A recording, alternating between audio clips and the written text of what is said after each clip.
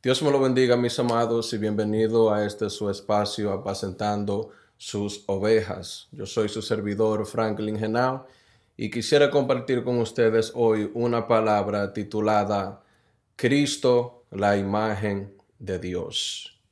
Cristo, la imagen de Dios. El hombre por naturaleza siempre ha querido buscar a Dios a su manera por el hecho de que sabe que su interior ha quebrantado la ley de Dios. El hombre sabe, el hombre tiene conciencia de que ha hecho mal, de que ha hecho lo que es desagradable a la deidad. El problema de eso es que el hombre se ha inventado muchos métodos o medios para tratar de aplacar la ira de Dios o para tratar de agradar a Dios a su manera.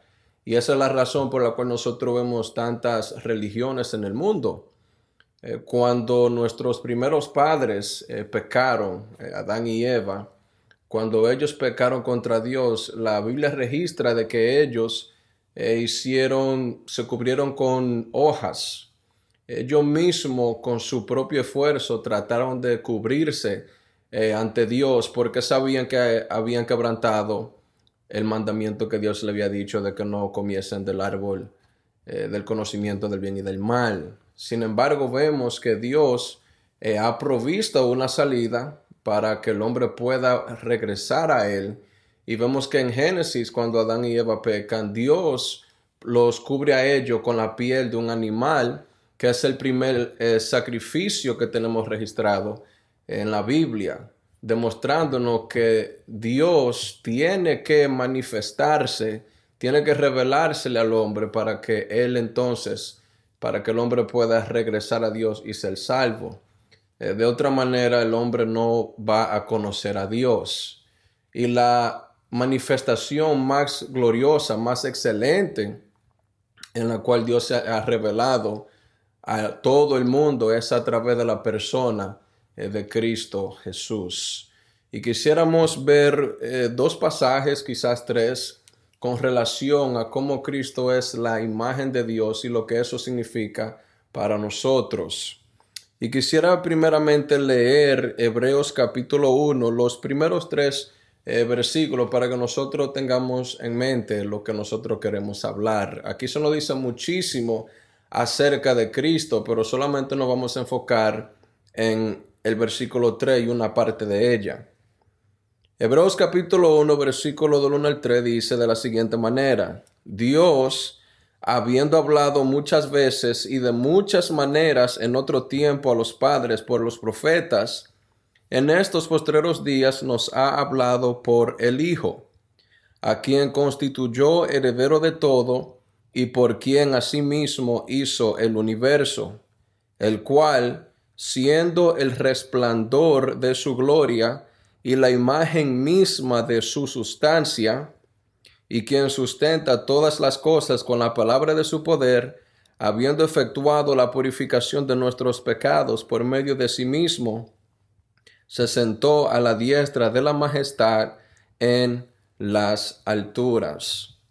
Aquí el autor de Hebreos le está escribiendo a judíos cristianos, judíos que se habían convertido a Cristo, que ahora estaban pensando regresar de nuevo a la ley mosaica y a los ritos del Antiguo Testamento. Muchos de ellos estaban sufriendo persecución, muchos de ellos aún habían sido desheredados por el hecho de ser cristiano, por creer que Jesús es el Mesías. Entonces, el autor de Hebreos, que mucha gente piensa y opina que era el apóstol Pablo, posiblemente lo era, otros dicen que era Apolos. Lo que el autor de Hebreo en todo su libro, en toda la epístola, quiere hacer es resaltar cómo Jesús, cómo Cristo es superior a todos los personajes del Antiguo Testamento, especialmente cómo Cristo es superior a Moisés, por cuanto es un mediador de un mejor pacto, como Cristo aún es mayor que todos los profetas. Y eso es lo que el autor de Hebreos está haciendo. Y por eso él empieza hablando que en los tiempos antiguos, en los tiempos del Antiguo Testamento, Dios le hablaba a los profetas, Dios le hablaba a los padres por medio de los profetas, tal como vemos que es el caso de Isaías, Jeremías, Ezequiel, Daniel, Oseas y muchos otros profetas, como Dios por medio de ello revelaba cuál era su voluntad para que el pueblo regresara a él y recibiera perdón, para que el juicio de Dios no cayese. Y Dios siempre mandaba profetas y mandaba mensajeros que anunciaran su palabra a su pueblo. Y ahora Él dice que en estos postreros días Dios nos ha hablado por el Hijo. Dios nos ha hablado por el Hijo. Y Él quiere que los judíos cristianos a los cuales Él está escribiendo entiendan cómo Cristo Jesús es superior, cómo Él es la revelación máxima de quién Dios realmente es. En el Antiguo Testamento los profetas solamente revelaban cuál era la voluntad de Dios, cuál era la palabra de Dios, y muchas de esas palabras y muchos de esos oráculos tenían que ver con profecías también futuras a lo que le había de acontecer a Israel como a otras naciones, y muchas de esas profecías también contenían datos mesiánicos. En Jesucristo es muy diferente. En Jesús es una categoría aparte, que está en su sola categoría. Porque en Jesús Dios no solamente revela su voluntad, Dios no solamente revela su palabra, sino que ahora por medio del mismo Jesús, Dios se está revelando a sí mismo por quién Él realmente es. Dios se revela por medio del Hijo por quién Él realmente es. Y por eso que en el versículo 3, el autor de Hebreos empieza a nombrar las excelencias de Cristo, cómo Él es el resplandor de la gloria de Dios. De modo que sin Jesucristo el Padre no tuviera resplandor, porque el Hijo es el mismo resplandor de la gloria del Padre. Pero donde nosotros nos queremos enfocar es la parte del versículo 3, donde el autor de Hebreo dice claramente, el cual es la imagen misma de su sustancia. Cristo Jesús es la imagen misma, la misma imagen de la sustancia de Dios. Interesantemente, esa palabra griega que se traduce por misma imagen es la palabra griega carácter. La palabra griega ahí es carácter, de donde nosotros derivamos la palabra carácter. Y el carácter básicamente es lo que revela o manifiesta mi identidad por quien yo realmente soy. Ahora mismo ustedes ven quién yo soy, pero para ustedes saber mi personalidad, para ustedes saber quién yo soy, pues usted tiene que saber mi carácter. El carácter de una persona conlleva en sí sus deseos, sus pensamientos, cómo la persona obra, cómo la persona funciona. El carácter es básicamente la revelación de la persona. Cuando yo manifiesto mi carácter, yo me estoy dando a conocer por quién realmente yo soy y no por quienes la gente piensa que yo soy. Algo muy diferente, muy diferente. Y sin embargo, aquí se nos dice que Cristo es el carácter, es la misma imagen de la sustancia de Dios.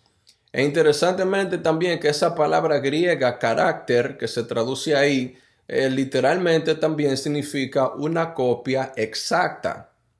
Una copia exacta. Y la idea que se nos está comunicando aquí es que Jesús no simplemente o no es una copia del Padre, sino que Él es exactamente como el Padre es. Jesús es exactamente como el Padre es. Él es la misma imagen. Si nosotros queremos conocer cuál es el carácter de Dios, cuáles son los pensamientos de Dios, cómo Dios obra, cómo Dios trataría a ciertas personas, esa revelación, esa manifestación se nos ha dado claramente a través de la persona de Cristo. A través de la persona de Cristo. Y cuando dice ahí la misma imagen, dice la imagen misma de su sustancia. De su sustancia. Y la sustancia es lo que sostiene por en sí a la persona. La sustancia es quién usted realmente es, por quién usted realmente es. Y la palabra ahí, sustancia, también se puede traducir como esencia o como personalidad. De modo que Jesús, el Hijo de Dios, es la misma personalidad, es la misma imagen de la personalidad de Dios. Hay un error con relación a la Trinidad que ocurre frecuentemente, especialmente con relación al Padre y al Hijo. Existe la idea de que hay cristianos que piensan que el Padre es tan fuerte, tan temible, que si no fuera por Cristo, nosotros estuviéramos aniquilados. Y aunque es cierto que si no fuera por Cristo, nosotros estuviésemos aniquilados, pero ese pensamiento lo que básicamente hace es como que el Padre es más lleno de juicio o es más fuerte, por así decirlo, que el Hijo, cuando se nos está diciendo aquí claramente que el Hijo es la misma imagen. De modo que así como el Padre es de fuerte, de poderoso, así mismo es el Hijo. Ni más ni menos, así mismo es el Hijo. De modo que si Dios, el Padre, es temible, no se crea que el Hijo es menos temible. Porque así como el Padre es temible, así el mismo Hijo es temible. Así como el Padre es santo, santo, santo, así mismo el Hijo es santo, santo, santo. Así que ese pensamiento de mirar a Dios o, por ejemplo, de mirar a Cristo como más misericordioso y más lleno de gracia que el Padre, y mirar al Padre como más enojón, por ejemplo, ese pensamiento erróneo, eso hay que sacarlo. Ese pensamiento erróneo viene de los siglos pasados. Ese pensamiento no es cristiano, porque la Biblia nos enseña que Jesús es la misma imagen de la sustancia de Dios. De modo que como Dios es, así mismo es el Hijo. Hay otros pasajes que nos dicen cómo Cristo es la imagen de Dios también. Está 2 Corintios capítulo 4, versículo 4, donde Pablo dice Cristo, la imagen de Dios. Y luego está Colosenses capítulo 1, versículo 15, que dice que Cristo es la imagen del Dios invisible. Ahora bien, en esos dos pasajes, en 2 Corintios 4:4 y en Colosenses 1:15, la palabra griega para imagen no es la misma palabra griega que se está usando aquí en Hebreos. La palabra griega que se usa en 2 Corintios 4:4 y en Colosenses 1:15, cuando dice que Cristo es la imagen de Dios, es la palabra griega icon. Icon, de donde nosotros sacamos la palabra ícono, o como se le dice en inglés, un icon.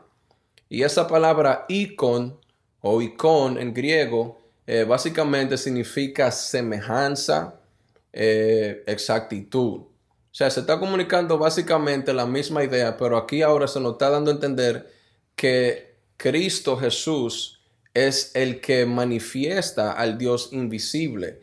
Y ahí lo que eso nos está dando a entender es el misterio, por así decirlo, de la encarnación.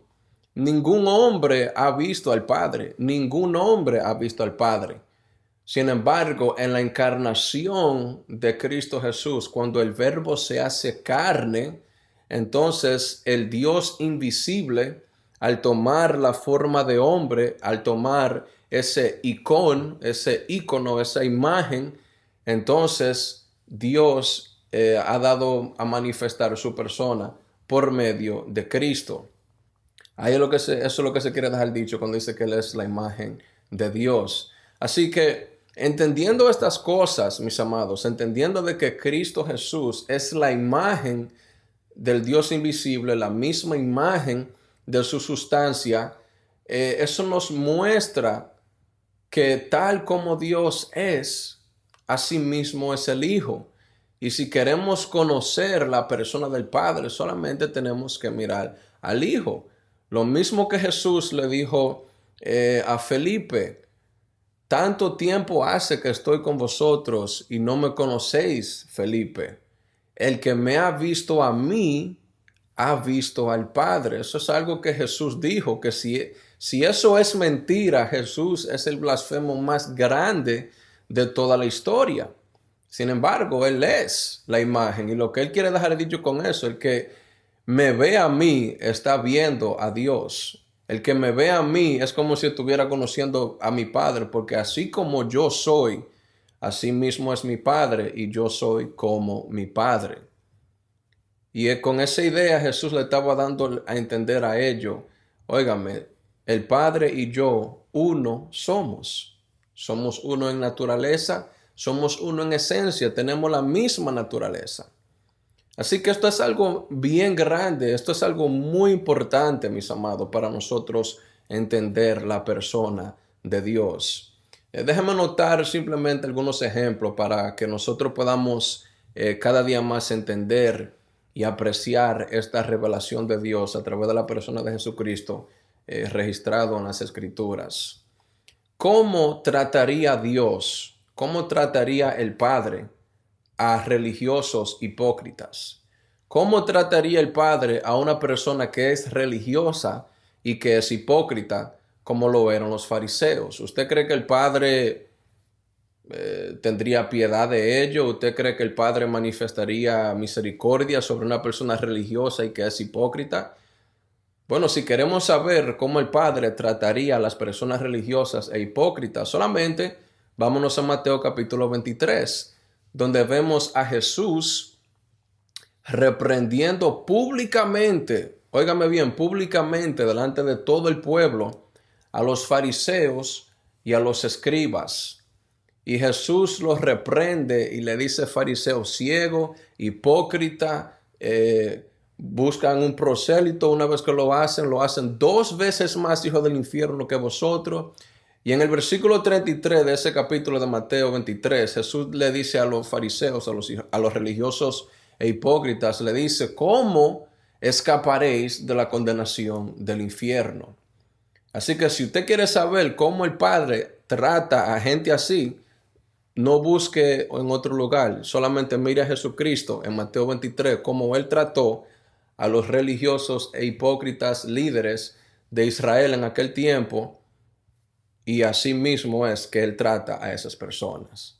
Así que mire bien por qué esta revelación de Dios, de cómo Cristo es la imagen de la misma sustancia de Dios, es sumamente importante, porque entendemos y vamos conociendo el carácter de Dios.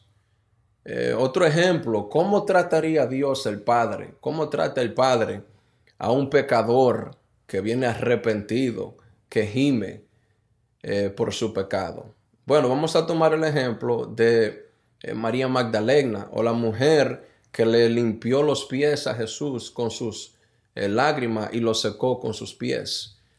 ¿Cómo esa mujer pecadora, que era considerada una pecadora y se entiende que era una ramera, cómo trataría Dios el Padre a una mujer así, que viene en arrepentimiento, quebrantada? Bueno, Jesús a esa mujer le perdonó sus pecados. Jesús liberó a esa mujer de sus pecados. Jesús hizo a esa mujer una nueva criatura, porque María Magdalena, la vemos más adelante, que era una de las mujeres que proclamó la resurrección de Jesucristo. Una de las primeras mujeres que anunció la resurrección de Jesucristo fue María Magdalena, la que le lavó los pies a Jesús con su lágrima y le secó sus pies con su cabello. Así que, ¿cómo trata el Padre a una mujer o a un hombre pecador que viene de esa manera? Así mismo como lo trató Jesús, porque a través de Jesús el Padre se revela a sí mismo. Así que una persona que viene quebrantada de su pecado y que viene gimiendo por su culpa, el Padre a esa persona la recibe. El Padre perdona todos los pecados de esa persona y la hace una nueva criatura en Cristo Jesús. Y podemos abundar, mis amados, y podemos dar muchos ejemplos de cómo el Padre es, cómo el Padre se revela.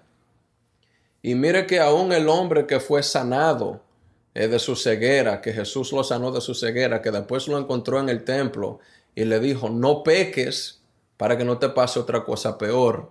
Eso nos demuestra que así es el Padre. El Padre nos puede sanar, nos puede liberar de alguna cosa horrenda, pero nos amonesta y nos dice claramente que no tomemos su gracia por libertinaje, porque algo peor nos puede pasar.